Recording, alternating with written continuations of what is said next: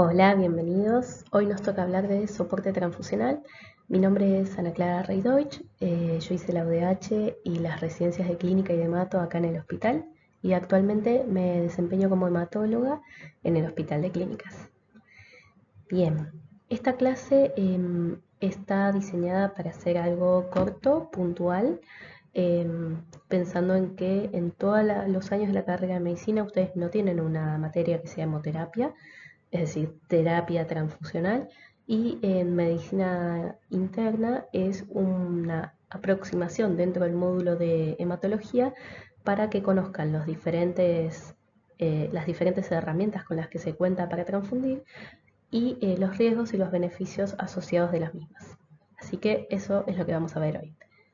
Les traje un pequeño punteo de objetivos para que puedan organizarse mentalmente. En primer lugar, como dijimos, reconocer los hemocomponentes con los que se cuenta hoy en día para la medicina transfusional. Describir las indicaciones de estos hemocomponentes y conocer las dosis o cómo debo indicar cada uno. Primero, lo primero. La indicación de un hemocomponente, glóbulos rojos, plaquetas, plasmas, crioprecipitados, el que sea, forma parte de un acto médico. ¿Qué implica esto? Se debe realizar una orden médica o solicitud que incluya los datos filiatorios y el diagnóstico del paciente. Y, lo más importante, como toda práctica médica, tiene riesgos asociados que deben ser conocidos por ustedes como profesionales que están indicando la práctica y ser avisados al paciente. ¿Qué riesgos puede incluir una transfusión? Va a depender un poco de cada hemocomponente, pero hay que tener en cuenta algunas cosas generales. Primero, las reacciones adversas que pueden estar asociadas a la transfusión. Por ejemplo, una reacción febril, ¿sí? Es decir, la persona se transfunde y durante la transfusión o a los 5 o 10 minutos empieza con fiebre. Puede a veces asociarse también a rash cutáneo y en situaciones de una alergia o una anafilaxia más grande incluso puede tener hipotensión, disnea, bueno, y requerir eh, un manejo más complejo. Pero siempre entender que estamos haciendo un trasplante de tejido, ¿sí? También, y en línea con esto que acabo de decir, uno de los riesgos es la aloinmunización, es decir, que el paciente va a recibir un tejido que no le es propio y que puede generar una sensibilización, digamos, una síntesis de anticuerpos dirigidos contra antígenos que no tenía. Por ejemplo, un antígeno de grupo sanguíneo o un antígeno de HLA. Y por último, pero no menos importante, todo lo que son las infecciones de transmisión transfusional, sobre todo obviamente en periodo de ventana o de eclipse. Es decir, las unidades que se transfundieron estaban bien estudiadas minuciosamente, con las técnicas que dispone la ley de sangre, y aún así no se había logrado detectar la infección y se transfundió la unidad. Y eso hace que la persona que la recibe pueda contraer la enfermedad. Así que eso siempre es un riesgo y hay que informarlo al paciente. Por suerte hoy en día esto se ve muy poco.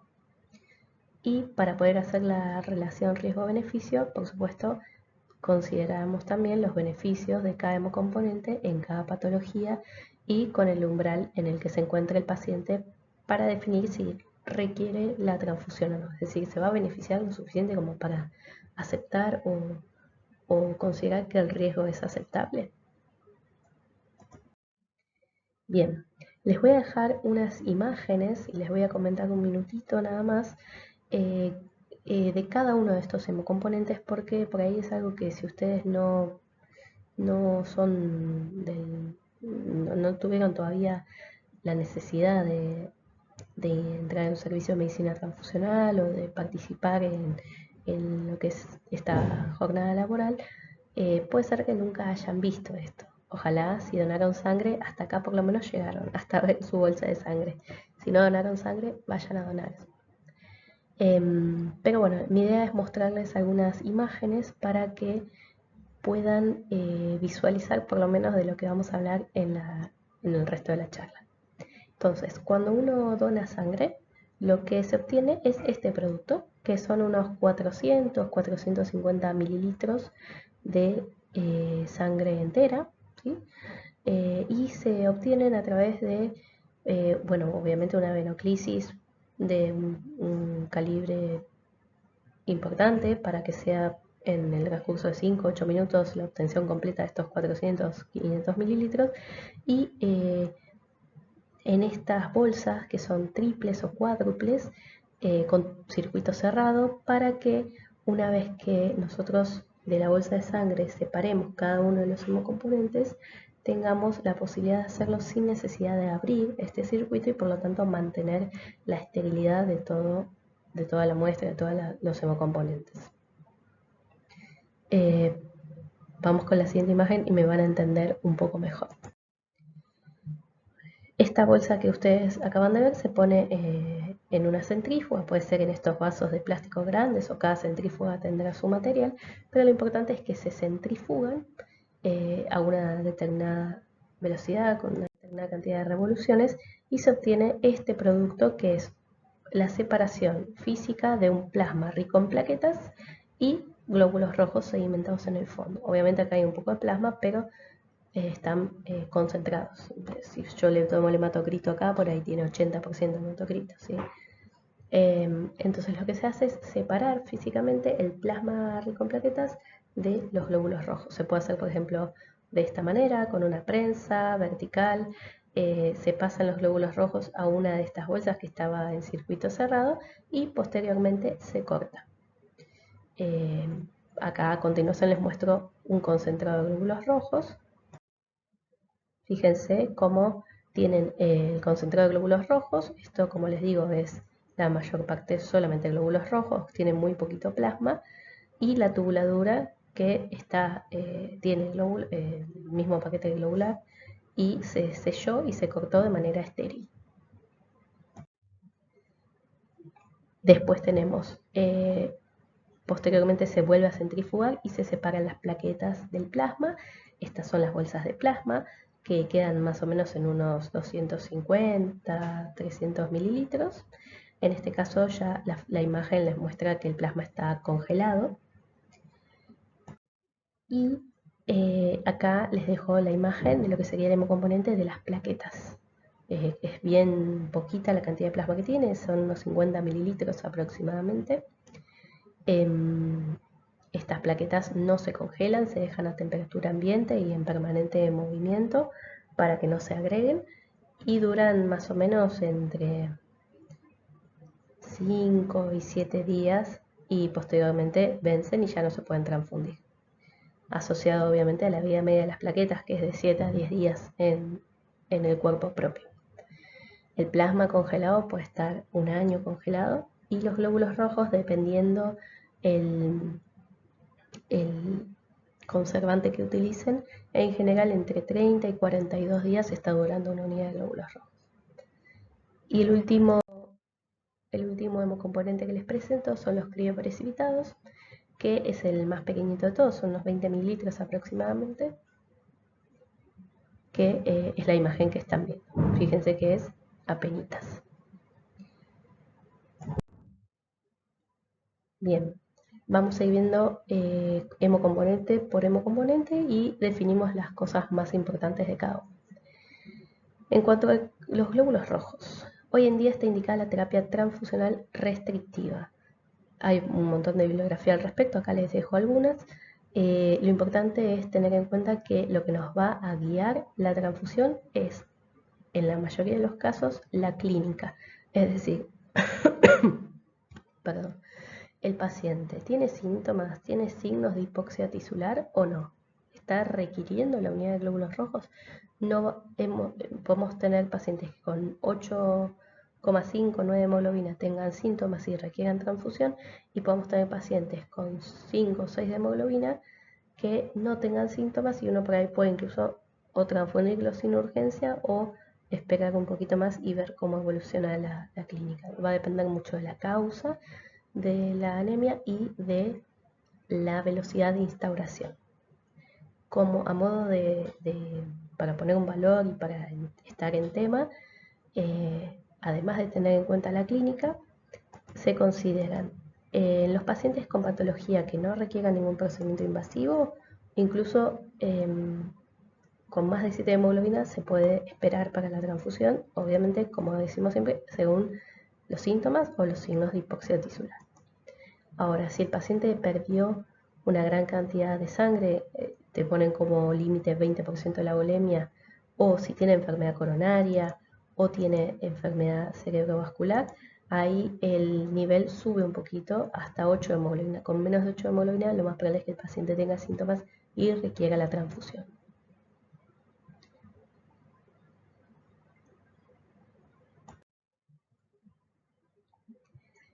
Bien, ¿qué dosis se utiliza? En general es una unidad de glóbulos rojos y uno ve cómo le va al paciente, cómo mejora la clínica, si había hecho algún síntoma, si el síntoma desapareció. ¿En qué situaciones uno podría considerar de entrada decir ya le pido 2 unidades, por ejemplo, 3? Paciente con anemia aguda que genere inestabilidad hemodinámica, por ejemplo, un paciente que viene con un sangrado activo, una hemorragia digestiva, que de repente en el laboratorio tiene 10 de hemoglobina, pero el paciente viene hipotenso, refiere haber tenido múltiples episodios de sangrado en domicilio o una presencia del sangrado importante en la cama, en el hospital. Ahí uno no va a esperar el valor de hemoglobina para transfundir, sino que se va a guiar con la clínica. ¿Qué efecto espero que haga mi transfusión? En una persona de 70 kilos, más o menos, una unidad de glóbulos rojos sube 3% el hematocrito o un punto la hemoglobina. Hay alguna situación especial en donde uno puede solicitar glóbulos rojos lavados. ¿Qué significa? Que esos glóbulos rojos están desplasmatizados. ¿Se acuerdan que yo les dije que la unidad de glóbulos rojos tenía un hematocrito más o menos del 80% aproximadamente? Eso significa que hay un 20% todavía de plasma. Puede ser menos, depende cómo se haga el hemocomponente en el servicio. Pero lo importante es que es esperable que quede un poco de plasma dentro de los glóbulos rojos. Entonces, hay algunos pacientes, la indicación es muy precisa, aquellos que tienen déficit de IgA, en donde estaría indicado desplasmatizar completamente la unidad de glóbulos rojos para no darles esa IgA del donante que está en el plasma del donante y al cual el paciente puede sensibilizarse, o si ya recibió otros hemocomponentes con plasma, puede ya estar sensibilizado y hacer la reacción. Pasemos a las plaquetas. Hay 2 hemocomponentes para transfundir plaquetas. Las que se llaman plaquetas de donante único, que se obtienen a través de un procedimiento que es aféresis. Esto significa que la persona se conecta a una máquina de aféresis y a través de un procedimiento que se hace en el servicio de medicina, no hace falta quirófano, nada, se conecta a la máquina a través de, a veces es una sola venoclisis, a veces son 2, y la máquina toma la sangre del paciente, del donante, se queda con las plaquetas y le devuelve el resto. Entonces permite ser mucho más efectiva la extracción solamente de ese elemento forme y esto genera una equivalencia de 6 a 8 bolsas de las plaquetas normales, unos 300 mililitros. Las otras plaquetas son denominadas plaquetas de pool, se obtienen de la bolsa de sangre entera que nosotros vimos en las primeras diapositivas. A medida que yo la fracciono, obtengo esos 50 mililitros de plaquetas. Y como esos 50 mililitros de plaquetas no son una dosis completa en general, lo que se hace cuando uno pide plaquetas para transfundir es juntar muchas plaquetas de muchas personas y transfundírselas al paciente. Entonces, las plaquetas de donante único por aféresis, con un solo donante, yo completo o llevo al valor necesario para transfundir a un paciente. Mientras que las plaquetas de pool, como su nombre lo indican, necesitan de un pool de donantes para poder llegar a la cantidad deseada. ¿Qué dosis transfundo o qué dosis indico? En general, una unidad de pool cada 10 kilos de pesos o una bolsa de aféresis, como dijimos. Entonces, una persona que pesa 70 kilos le indicó 7 unidades de plaquetas o una de aféresis. Mientras pese entre 60 y 80, en general la bolsa de aféresis le es suficiente.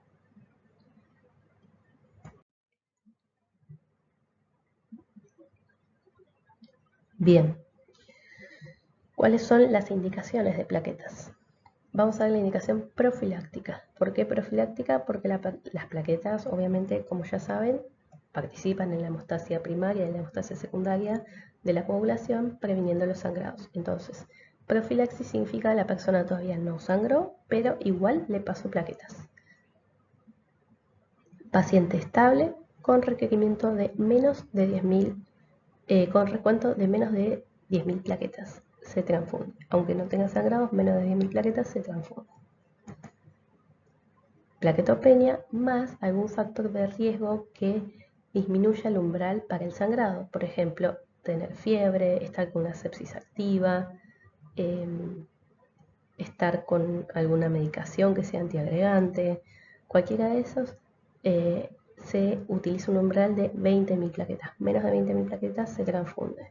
Ejemplo, pacientes con 15.000 plaquetas y sepsis a foco abdominal con fiebre persistente se transfunde. Procedimientos invasivos, ¿sí? Endoscopías, punciones vasculares, biopsias percutáneas, cirugías, todos con recuentos de plaquetas de menos de 50.000 se transfunden. No puedo operar a alguien o generar una invasión de las mucosas o de la piel, de las faneras, con menos de 50.000 plaquetas y no esperar que sangre. Así que se transfunden. Y cirugías en las cuales un mínimo sangrado puede generar un gran daño. Por ejemplo, una neurocirugía, cualquier cirugía que requiera anestesia raquídea, porque va a entrar al canal epidural, las intervenciones oftalmológicas, donde el sangrado intraocular genera grandes secuelas. Politraumatizados graves, porque uno entiende que pueden tener sangrados o contusiones o hematomas internos, hemorragias internas. Todos ellos requieren un recuento de plaquetas mayor a 100.000. Con menos de 100.000 se transfunda. Y cuando la indicación es terapéutica, es decir, el paciente ya sangró, lo voy a transfundir. En caso de sangrado activo y un recuento de plaquetas menor a 50.000, cualquier persona que está sangrando, el recuento de plaquetas tiene que ser mayor a 50.000. Pacientes con transfusión masiva, es decir, por ejemplo, un politraumatizado que recibió 6, 7, 8 glóbulos rojos, tienen que recibir también plaquetas y mantener un recuento mayor a 50.000. Como les dije, politraumatismos y sistema nervioso central que tenga sangrado. ¿Cuándo no debería transfundir plaquetas? ¿Qué pregunta? Importante tener en cuenta también los no. En casos de PTI, la transfusión de plaquetas solamente está indicada ante trombocitopenia extrema, hablamos de menos de 10.000, menos de 5.000 plaquetas, y que tengan un cuadro hemorrágico con riesgo vital. Sangrado del sistema nervioso central, hemorragia digestiva con inestabilidad hemodinámica, síndromes compartimentales, ¿sí? Siempre asociada al tratamiento de primera línea en la PTI, corticoides o inmunoglobulina endovenosa. En casos de púrpura trombocitopénica trombótica, solamente se transfunden plaquetas, porque estos cuadros cursan con trombocitopenia, como saben, solamente en casos de hemorragia con riesgo vital, lo mismo que antes. Y en los pacientes que tienen trombocitopenia inducida por heparina, si bien la tienen la trombocitopenia, tienen mucho riesgo de trombosis, sobre todo arteriales, y por lo tanto no está indicada la transfusión de plaquetas de manera profiláctica. Bien, pasemos al tercer hemocomponente, plasma fresco congelado. ¿Por qué uno querría transfundir plasma? Bien, recuerden que el plasma que uno congela inmediatamente en el día en el que lo extrae, contiene todos los factores plasmáticos de la coagulación, incluidos los factores más lábiles como el 5 y el 8, en poca cantidad obviamente. También contiene albúmina y anticuerpos, inmunoglobulinas de las que tenga el donante. Y para que esto se mantenga, el congelamiento, el proceso de congelación, tiene que ser en las primeras 8 horas de extraído. Veamos las indicaciones principales de la transfusión de plasma. Púrpura trombocitópenica trombótica, porque el déficit de ADAMTS hace que se acumulen multímeros de alto peso del factor de von Willebrand, y eso genera o desencadena la microangiopatía y la reposición de plasma, la plasmaféresis con reemplazo de plasma de donante, logra devolver esos niveles de ADAMTS y mejora francamente la respuesta y la sobrevida de estos pacientes. Deficiencia del inhibidor plasmático de C1 esterasa, por lo mismo. Hemorragia grave con alteraciones de la prueba de la coagulación, porque dijimos que el plasma aporta estos factores de la coagulación, que en este caso estarían en déficit. Transfusión masiva, por lo mismo que lo comentamos en plaquetas, cuando uno transfunde muchos glóbulos rojos, necesita, para mantener cierto equilibrio, la transfusión de plaquetas y de plasma también. En pacientes con trasplante hepático, que por días o semanas no van a poder sintetizar sus propios factores de la coagulación, que la gran mayoría se sintetizan en el hígado. La reposición de factores de la coagulación en algún déficit congénito, los más conocidos son las hemofilias A y B, pero siempre y cuando no estén los concentrados de ese factor específico de manera comercial disponibles, que serían, digamos, la solución específica para el déficit de ese factor sin todos los riesgos asociados a una transfusión. Situaciones clínicas con deficiencia de vitamina K que no permitan esperar la respuesta a la administración de la vitamina K, o que ya se haya pasado y no haya tenido respuesta. Por ejemplo, pacientes con anticoagulación con dicumarínicos, es decir, con inhibidores de la vitamina K, que están anticoagulados con déficit de los factores K dependientes y que tienen un sangrado. Cuando están sangrando no pueden esperar a que la vitamina K, que es el antídoto, que tarda 5, 6, 7 horas en hacer efecto, haga el efecto, y requieren una corrección rápida, un aporte rápido de factores que no estén inhibidos, y eso los aporta el plasma. Lo bueno es lo que puse abajo, reversión urgente del efecto de dicumarínicos. ¿Qué dosis damos de plasma? En el adulto, 10 a 15 mililitros de plasma por kilo del paciente, lo que aumentará a aproximadamente un 20% los factores de la coagulación. Va a depender un poco cada factor, pero esta es una aproximación. Bien, el último hemocomponente que vamos a ver son los crioprecipitados, que es nada más que la fracción plasmática del plasma que precipita al descongelar a 4 grados el plasma fresco congelado. Es decir, primero paso por el plasma fresco congelado y después realizo los crioprecipitados. ¿Qué contiene? Ahora sí, una mayor concentración de fibrinógeno, factor 13, 8, von Willebrand y fibronectina. El factor 8 aporta más o menos 80 unidades y de fibrinógeno más o menos 150. La dosis es la misma que las plaquetas, una unidad de crios cada 10 kilos de peso, hasta cada 8 horas se puede dar. Y las principales indicaciones de los crioprecipitados son la hipofibrinogenemia, por el aporte específico de fibrinógeno sin la sobrecarga de volumen que puede tener el plasma bien concentrado. Por supuesto, si nosotros tenemos fibrinógeno coaxial para darle, lo vamos a elegir. Es más caro, pero bueno, si está disponible, se prefiere. En caso de no tener el fibrinógeno comercial, el concentrado del factor comercial, se aporta con el crioprecipitado. Es decir, si yo necesito aportar fibrinógeno, voy a elegir crioprecipitados antes que plasma, ¿sí? Las disfibrinogenemias congénitas, por lo mismo. y sangrado o procedimiento invasivo que específicamente tengan detectado un fibrinógeno menor de 80 o que ya sea conocida la enfermedad de von Willebrand de base o un déficit de factor 13 o de factor 8, que son los factores que aporta el crío, en ausencia, como decimos siempre y dijimos varias veces en la clase, de los concentrados liofilizados específicos del factor que tenga en déficit la persona. Bien, y las últimas 4 diapositivas son de 2 procedimientos particulares, estas prácticas especiales que se les puede hacer a los hemocomponentes y que van a escuchar muchas veces que se solicitan, componentes irradiados, componentes filtrados, y que ustedes también tienen que decidir cuándo lo van a indicar de una manera y cuándo no, porque todo tiene sus costos. Empezamos con la irradiación. ¿Cuál es el objetivo de irradiar un hemocomponente?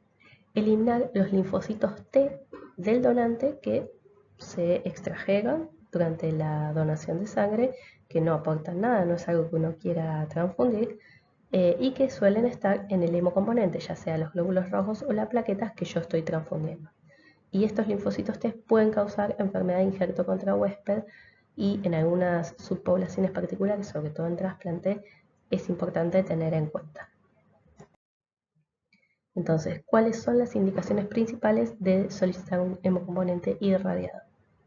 Pacientes luego del trasplante autólogo, en el caso del autólogo también 7 días antes de realizar el trasplante, y pacientes con trasplante de células progenitoras halogénico. Pacientes con síndromes de inmunodeficiencias congénitas, linfoma de Hodgkin, anemia plásica, todas personas que van a estar o politransfundidas o que van a recibir tejidos, como es un trasplante de células progenitoras de otra persona, y esto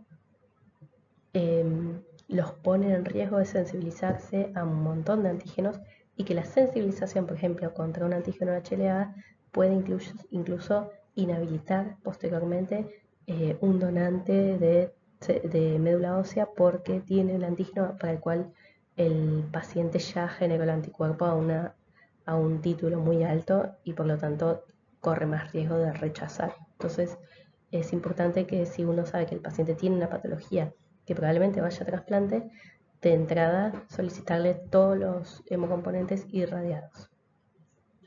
Y una segunda indicación muy importante es, hasta un año después de haber recibido tratamiento con estas drogas, solicitar componentes irradiados por la pérdida de la inmunidad o la secuela en la inmunidad de esa persona hasta un año después de haber recibido estas drogas, que son la fludarabina, la cladribina y la pentostatina, y otras quimioterapias como la bendamustina, la clofarabina y monoclonales como el alemtuzumab. No todos los monoclonales, pero el alemtuzumab es particularmente propenso a generar esta secuela en la inmunidad y por lo tanto tener más riesgo de infecciones que se transmiten en virus que se encuentran dentro de estos linfocitos T. Bien. Y las últimas 2 diapositivas son de leucodepresión, que es como su nombre le indica, la depresión de glóbulos blancos. El objetivo es eliminar esos glóbulos blancos del hemocomponente para no transfundirlos. El gol estándar de la leucodepresión es que sea prealmacenamiento y en todas las unidades. ¿Qué significa? Que todos los hemocomponentes, antes de ser conservados, se leucodepletan, se filtran o en general la filtración no es en ese momento, se leucodepletan con el método que elija el banco de sangre y se almacenan ya sin glóbulos blancos. Esto permite que, por ejemplo, algunas reacciones adversas que tienen que ver con la liberación de citoquinas de los glóbulos blancos que van envejeciendo durante la conservación del hemocomponente se prevengan cuando esos glóbulos blancos se sacaron del hemocomponente precozmente. Sin embargo, esto es algo costoso y en la gran mayoría de nuestro país no se logra, y la principal práctica es la filtración de las unidades preutilización, o sea, posalmacenamiento, preutilización. Yo decido transfundir a alguien con glóbulos rojos y tiene una indicación de estar filtrados, los filtro antes de transfundirlo. Las indicaciones de la leucodepresión, si bien idealmente deberíamos leucodepletar a todas las unidades, hay algunas poblaciones que se benefician más de esta práctica. Indicaciones, por ejemplo, para prevenir reacciones febriles en pacientes politransfundidos o que ya han tenido reacciones febriles, por esto que les digo de recibir unidades por ahí con muchas citoquinas liberadas porque tienen varios días de conservación o que el paciente ya haya hecho reacciones febriles y por lo tanto digamos, se lo conoce como propenso a generar estas reacciones. Si uno leucodepleta la unidad es menos probable que aparezca esta reacción febril. Prevenir la inmunización a antígenos HLA, esto es una de las indicaciones más importantes. Hoy en día, por ejemplo, la refractariedad plaquetaria, es decir, transfundir plaquetas a una persona y que esa persona no suba sus recuentos plaquetarios, sea refractaria a la transfusión, si bien hay muchas causas, una causa importante en nuestro país es la aloinmunización, es decir, la persona ya recibió tantas transfusiones o tuvo tantos episodios de exposición a antígenos de HLA que no le eran propios que termina generando un anticuerpo y entonces las plaquetas que uno le transfundan que tenga ese antígeno con su anticuerpo el paciente las va a secuestrar rápidamente, a inutilizar, digamos, no le va a servir para aumentar sus recuentos. Entonces la prevención de esta inmunización se hace a través de leucodepletar los hemocomponentes y entonces no exponer al paciente a ese HLA en un primer lugar. La prevención de infección por citomegalovirus, esa es otra gran indicación. Pacientes, por ejemplo, inmunosuprimidos, pre o post trasplantes de médula ósea, embarazadas con serologías negativas para citomegalovirus. Si yo le transfundo un linfocito de un donante que tiene un citomegalovirus y la persona era negativa, se puede contagiar. Bueno, receptores de trasplante, ya sea de médula ósea o de trasplante sólido de donante cero negativo para citomegalovirus. Es decir, la persona tiene por ejemplo, un trasplante de médula ósea cuyo donante de esa médula es negativo para CMV. Es decir, el donante nunca estuvo expuesto al citomegalovirus. Cuando esa médula haga el engraftment y empieza a producir sus propios linfocitos, de repente el paciente, el receptor de ese donante, tiene un sistema inmune nuevo que nunca estuvo expuesto al citomegalovirus. Entonces, si yo le pongo una unidad de transfusión que tiene citomegalovirus y encima está con toda la inmunosupresión del trasplante, tengo mucho riesgo de hacer una infección por citomegalovirus severa, importante. Por lo mismo, cualquier candidato a trasplante de células progenitoras tendría que tener glóbulos rojos o plaquetas, digamos, hemocomponentes leucodepletados. Pacientes portadores de infección por VIH, lo mismo, por la inmunodeficiencia asociada, y pacientes esplenectomizados. Bien, bueno, esa fue la última diapositiva. Estos somos el equipo de hematología del Hospital de Clínicas, estamos en el tercer piso, cualquier cosa. Y si tienen alguna pregunta, no me la van a poder hacer hoy, pero acá les dejo el mail del servicio. Les repito, mi nombre es Ana Clara, me mandan un mail y me consultan. Bueno, espero que les haya servido y espero sus preguntas si necesitan. Hasta luego.